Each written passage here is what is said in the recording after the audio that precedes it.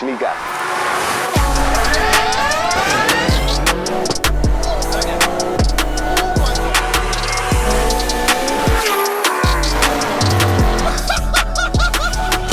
Let's get it.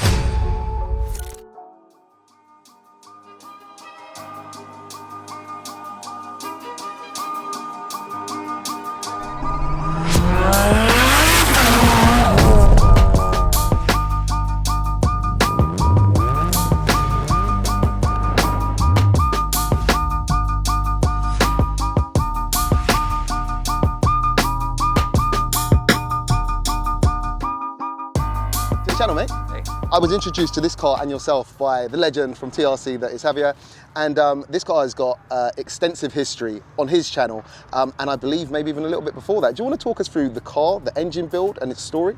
Yeah. The car's got a great story to it. So a gentleman by the name of Richard originally bought it new in 2005, and he road raced it for a little bit, and then had a 35R. And then he decided to build the engine. So he had this guy named Ronnie Crawford that was known for like domestic low compression engines. Got ya. So they looked at the engine for about a week and decided low compression was the way. Okay. It's 7.8 to 1. Okay. It's a CP piston with Carrillo rods and a 94 millimeter crank. Okay. So they assembled this engine in 2007, around there. And the car had, 6,000 miles on it or so. And then they put a Super 94 on it. Okay. It made pretty good power, but he would street race in Mexico, we'll call it, and it ate up a couple transmissions. And when he talked to the transmission builder, they're like, well, what are you doing with it? He's like, well, I'm street racing, it's full weight, and I have a passenger. They're like, we can't build you anything that's gonna live. No way. So what they did was they looked around, and the guys at Machines Gone Wild actually built this car. Okay. And they looked at the Drenthe Sequential, I believe they're out of the Netherlands. Got ya. And they custom geared it tall. So first gear goes about 75. That's insane. And what that means is like, about 5,000 RPM in first gear is 40 miles an hour. Okay. So you can basically hammer the brake, hammer the gas, make 40 pounds of boost, and when you let off the brake, it just It's go time. rocket ship. Figure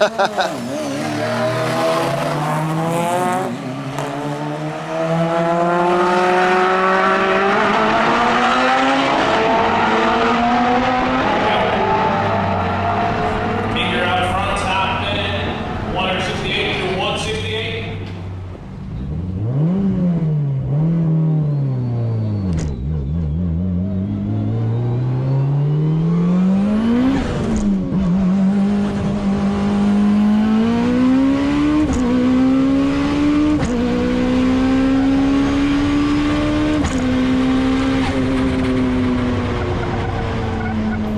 So it's a close ratio, first, second, third, then a tall fourth. Got ya. So fourth goes all the way out about 160, and then fifth goes over 200. So. Oh man, and the thing I love about this car is, it's, in fact, have we spoke about power? How much power does it make? In fact? It's got basically, we'll call it a 7267, a Super 99 turbo from 2014, a little Okay. bit older technology. Okay. But on 45 pounds of boost on a dyno jet, it makes 950 at the wheels. Okay, okay. And then at 50 pounds, it makes 1,000 at the wheels. Jesus. So, but it's really neat because it's a big turbo, but it comes up pretty good for this setup. Yeah. So I haven't really wanted to change it to anything else. Yeah, it makes sense. And with the sequential, it must stay on boost through the gears, which obviously the manual wouldn't. Yeah, it's dialed. And that's one of the reasons I actually purchased this car is because it's sorted. Got ya. Richard and Javier, they spent all the time and effort kind of making everything right, and the guys at Machines Gone Wild really dialed it in. So all I've had to do is like some plugs, fuel, oil changes, and it's been a very reliable car. Yep. In fact, I probably have about 150 wide open poles on it.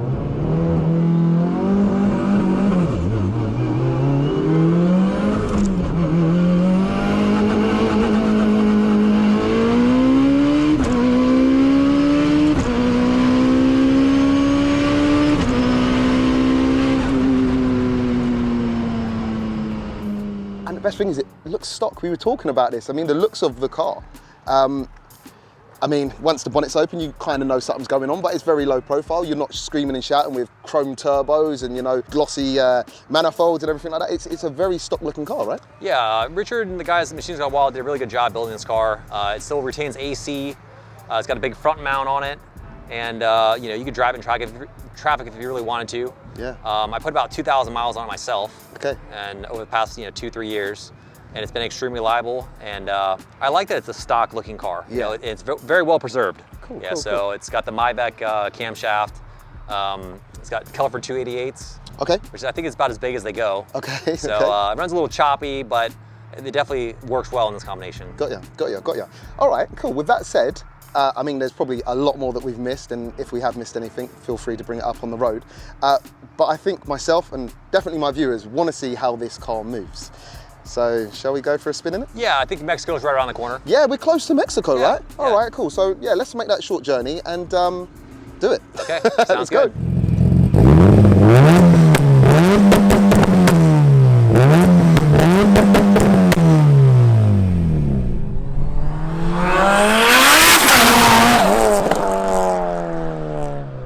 All right, Tim. So second gear pull, right? Yeah. All the boost.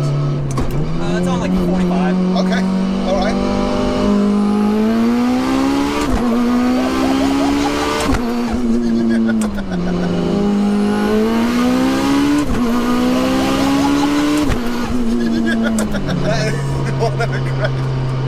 Oh my god, that's epic.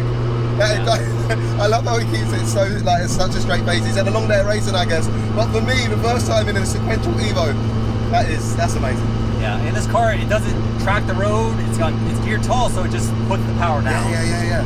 Like, it really is a thrill. Yeah, guys, the sense of acceleration mixed with the sound of that engine, a high revving 2 litre. Woo! It's 2.2. Oh, it's a 2.2. Yeah, the extra 6 millimeter counts. Oh, okay. So it's strong. Okay. Yep. That's interesting. Yeah. The last big power Evo I went out in kept it 2 litre, and I just automatically assumed that this was. So my bad. Whether the internet tries to crucify me on this or not, anytime you build one of these engines, do yourself the favor and spend the money on 94 millimeter crank. Okay.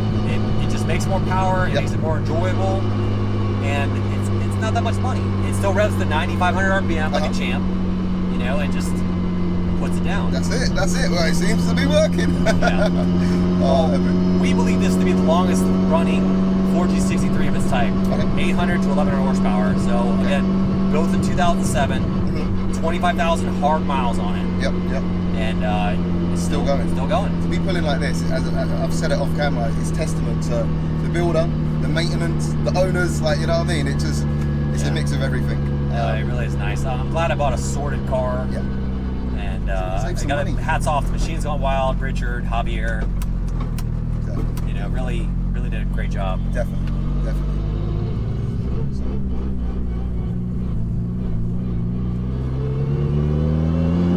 It's first gear.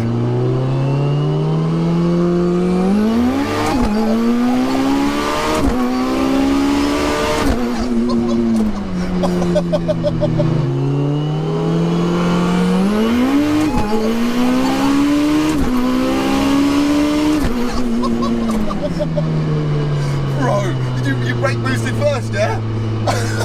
Bro, honestly. So that's the beauty about this car is it's geared tall, so you're never gonna launch it.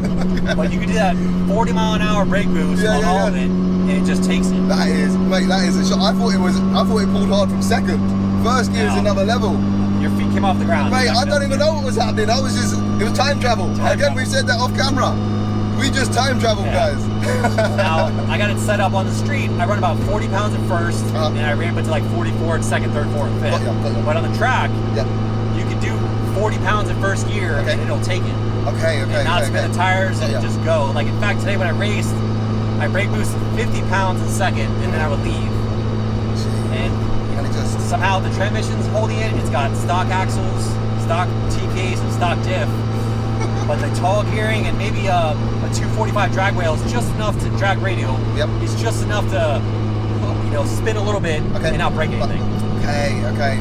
It is a fine balance, isn't it, between spinning and gripping, and you want that kindness, a little bit of slip, to be kind to your transmission, I guess. But mate, the setup of this, this is love it.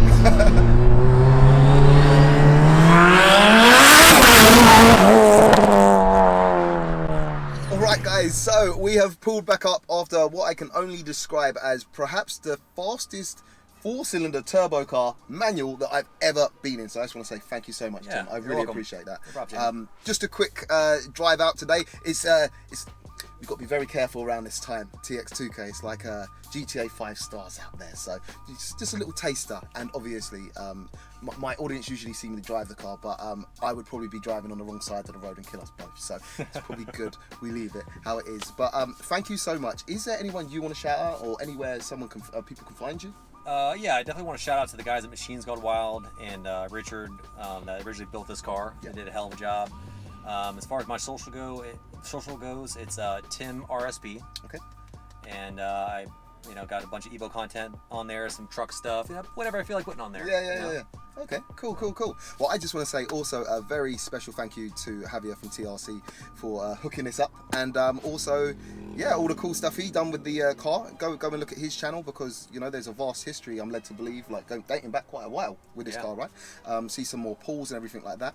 And of course, I'll leave Tim's socials in the description so you can find him. Pretty much it. Yeah, that's a wrap. I think we're there. Guys, I hope you've enjoyed the video. If you have, smash that subscribe button, and we will catch you on the next one. Peace out.